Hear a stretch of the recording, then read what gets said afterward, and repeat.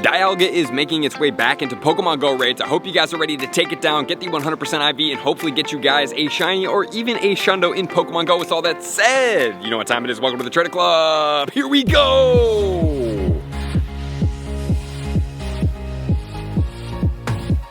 Welcome back, everybody. Let me know in the comments below, are you guys excited about Dialga making its way back into Pokemon Go raids? Man, I'm excited for another relevant raid boss because for me personally, like obviously I needed the 296 XL candy for the Articuno, but beyond that, I mean, those birds are cool, but man, Dialga is going to be fun. It's I think, a great shiny, and it's a great Pokemon to have XL candy, especially if you are a Master League player. It does a lot of really great damage for that Pokemon. And then also, if you guys do want raid battles, you can check out the pinned comments below, jump into the Discord. If you want more premium access, jump into the Patreon, also in the pinned comments below. So Dialga is going to make its way into the raid battles from July 22nd at 10 a.m. local time, and that's going to go all the way until the 31st at 10 a.m., which is kind of weird. I'm going to put something asterisk in here because usually it goes all the way till the 1st, but this one is going to be the 31st, which is kind of strange for me. So I'm excited to see what does come out, or if there's an event or something going on the 31st, which is definitely abnormal for the raid battle schedule.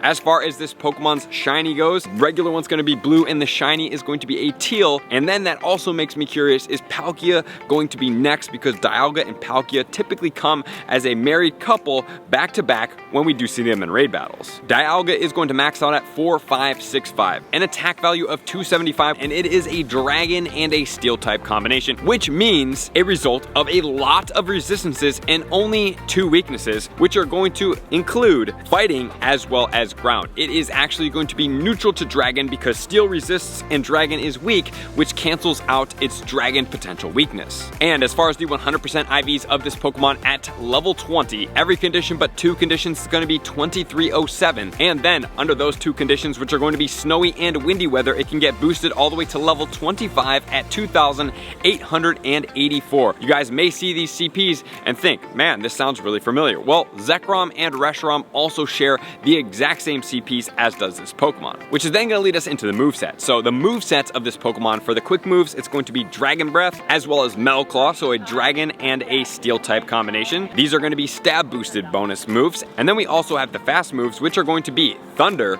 We do have Iron Head as well as Draco Meteor. Draco Meteor is going to be a 1-bar charge, a very hard hitting move. So regardless of what you put in there, it's definitely going to get hit pretty hard, which is then going to lead us into our level 40 counters. And later we are going to go into our best buddy level 50 weather boosted counters as well, which are definitely going to have a significant impact on how fast we can take down this Pokemon. Level 40, 2.55 trainers to take this down if your Pokemon are going to be at level 40. So that is going to be something that you are going to have to take into account with who you are going to be fighting this Pokemon with, which is then going to lead us into the counters. So for counter number 1, we do have Lucario with counter and Aura Sphere combination. We are going to check out the Mega here in a second, but that's going to be counter number 1. In counter spot number 2, we are going to get Shadow Machamp with counter and dynamic punch. Even though Lucario is a steel type combination, it is going to resist dragon. It is a glacier Pokemon, so it will definitely still get a lot of damage. So the Shadow Machamp does take this Pokemon down faster. However, it does have more deaths, being that it is Shadow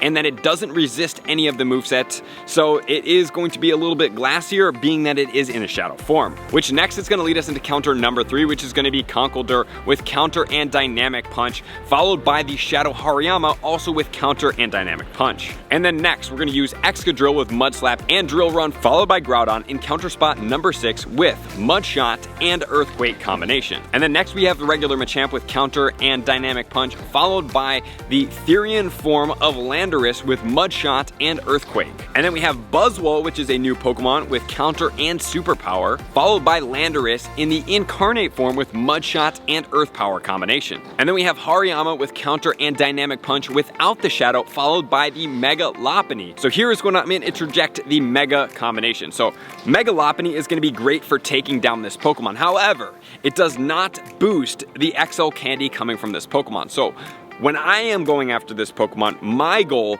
is to get as much XL candy from the raid bosses as opposed to going in with really powerful megas, because now at this point the game for me has changed since the megas have been updated, and now we're going after what is going to be the best way for me to get the most XL candy from my raids. Also, if you guys do want to see the excellent throws for the Dialga, please check the video out up here. So when we're talking about this, the megas that I am going to recommend can be Dragon Megas, which is going to be Altaria. We do have Mega Latios and Latias are also going to boost the Dragon XL candy coming from this Pokemon. You also do have Mega Charizard X, which is going to be a Fire and a Dragon combination, or you could use a Steel type combination such as the Mega Steelix. All of those Pokemon are going to boost the XL candy, but the most important thing is that whichever of those you choose, that it is Mega level 3. It does not have to be your buddy, and it does not have to be in your raid party to still get the effect. It just has to be the active Mega, meaning that it has been evolved, and that is going to be what the active Mega, because that is how you get the Mega boost, because I have been seeing some people ask that question. And next we're going to check out the level 50 counters, meaning that you have level 50 counters and you're going after Dialga, which is then going to take this Pokemon down with 1.71 trainer. So it's actually significantly bumped up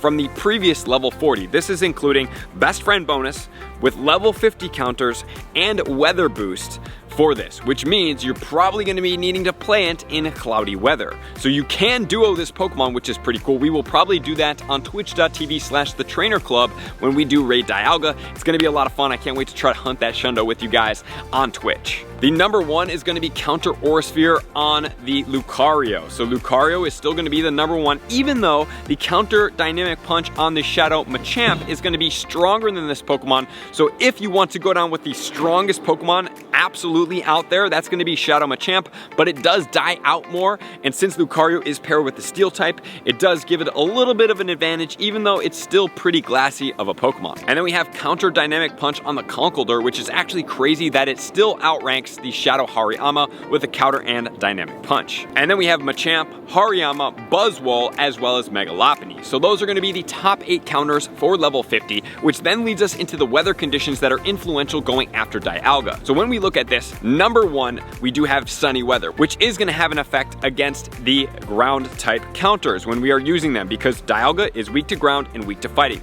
So sunny weather is going to be great for using ground type counters, but if you're going after level 50, if you did notice, there was not ground type counters in the top 8 counters that we did check out. The fighting is going to be much more impactful. In partly cloudy weather, it's going to have no effect, but in the cloudy weather, it's going to be the best condition to fight against Dialga because it will boost all of our fighting type counters. As far as the rainy weather is going to boost Thunder. When Dialga is using it, it is not the most effective moveset. It is not going to have a stab bonus. The ground type counters are going to be very resistant towards that electric move, and the fighting type counters are going to get hit neutral by it. So things such as the Shadow Machamp are going to get taken down pretty fast, which then leads us into snowy weather. Snowy weather is going to boost the Dialga all the way to level 25 as the weather boost, and it's also going to boost both of the Metal Claw as well as the Iron Head Steel type moves. Foggy weather is going to have no effect, but we do have windy weather. Windy weather is going to boost Dialga all the way to level 25. It's going to boost the Dragon Breath and the Draco Meteor. So under windy conditions,